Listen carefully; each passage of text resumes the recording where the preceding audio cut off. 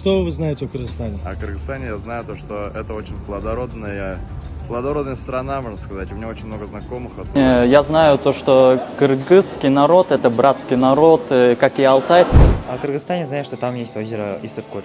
А кыргызы, так же как и мы, являются тюркским народом. Любим борьбу и скачки в берег. Столица Бишкек. Это наши братья.